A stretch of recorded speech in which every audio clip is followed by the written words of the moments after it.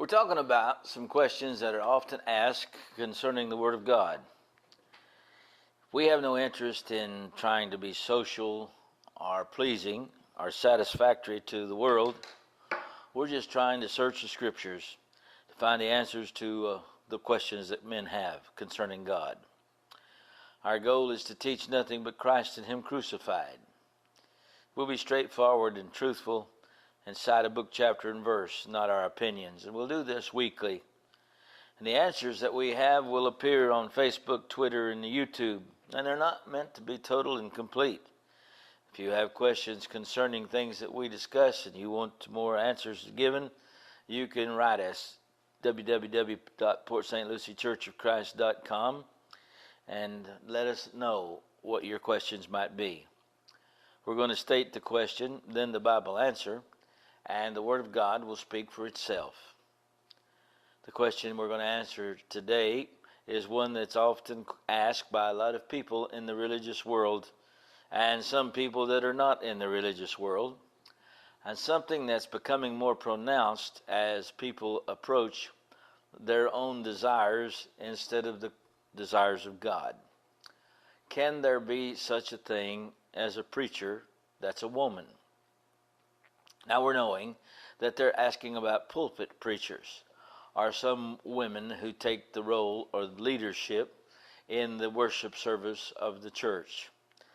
And these are those who women have disdained over the years and have been contradictory to society ever since the beginning of mankind, because of what the Bible refers to, and as is been taught in society, the law of first order. In fact, this is exactly the argument that the Apostle Paul used in 1 Timothy, the 3rd chapter, and the 13th verse, when he said that Adam was first formed, then Eve. The law of first order is also recognized and taught in 1 Corinthians, the 11th chapter, where Christ is the head of man, as man is the head of woman. And as this is referring to first order, it speaks of the order that God has given concerning the instructions to the world. Now, there's no chance that a woman cannot preach the gospel to somebody else who she speaks to on a daily basis, but for her to stand in the pulpit, to testify or to preach, or to tell of her religious experience in a society assembly, is something that's contradictory to the Word of God. Listen to what Paul wrote as he spoke to Timothy. He said, "Let the woman learn in silence with all subjection." This is the Greek word asukemai. That means she is to learn in a controlled situation or circumstance. And as she learns, she then can comprehend. So in verse 12 of 1 Timothy 2, he said, "I suffer not a woman to teach, nor to usurp authority over a man, but to learn in silence." Now the idea that she was to not teach or to usurp authority is a throwback to the law of first order, because he says in the 13th verse, Adam was first formed, then Eve. So what happened in the Garden of Eden shows the order of things as God had determined. The first creation of God was man. This was the man we know as Adam. But Adam was composed of two beings that were then divided as Adam was put to sleep and Eve was taken from his side. And as she was taken from his side, she was the second creation of God, and therefore could not stand in front of, transcend, or take a pivotal position of vocalness over the man or in his place. She was just not the first one that was created. And as it is true in the law of first order, the one who comes first is the spokesman. This is as God determined, not what society has ordered, although until the latter years of Pentecostalism and those who are anxious to give their little example of witness or testimony concerning what they think or what they feel instead of what the Word of God says. We find a whole lot more women involved in what they call ministry. What is ministry? Well, it's just the serving the cause of Christ. And these that are a part of that have a function and a place, but not to lead the worship service, not in a public arena, not as someone who could lead the singing in the worship service, could pray, who could teach men who were Christians, or who could be involved in teaching someone in the assembly of the church. Because Adam was the first formed. And Paul says very simply, and I don't know how you could get much more easily understood than the Apostle Paul as he wrote by the Spirit of God. The woman had not been in a place in society in the ancient days where she was a spokesman.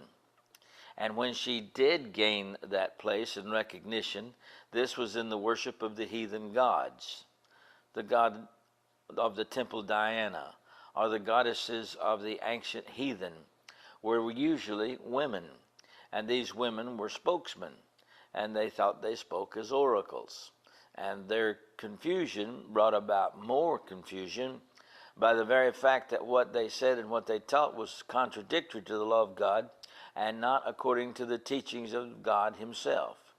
Now, Paul did not discourage the woman to ask a question, but to learn in a way where she realized that the questions would be respectful to her head, the husband, and allow him to be the means by which this teaching or this instruction was to come. To be in subjection means to recognize one's position in relation to another. So the woman was to be in subjection to her husband. See, there was a relationship. Somebody mentioned to me one time as I was teaching them the Word of God, and the lady raised her hand and asked a question, which you can do in a Bible class. She raised the question, well, I don't want to be in subjection to any man. I said, well, you really don't have to be. Just don't get married.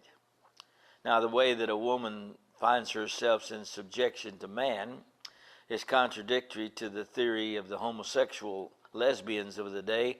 They just demand that they'll not ever be in subjection to a man, and therefore to accomplish that, they just don't have anything to do with men. Well, for a woman never to be in subjection to her husband, the answer has to be don't have a husband. Then you don't have to be in subjection to one. But that doesn't mean you don't and aren't in subjection to God. And God has commanded in the church or in the assembly that the man is the head, the teacher, the instructor, and not the woman. Paul sent the apostles, not the apostolettes, into all the world to preach the gospel. He told the disciples as they went to preach the gospel to every creature, not the disciplettes. See, the point I'm trying to make is it's the law that God has determined. Because he said Adam was not deceived, but the woman being deceived was in the transgression. And because she was not capable or not given this responsibility, she defers to her husband and learns in silence or learns with respect to his position in the church. So can a woman be a preacher?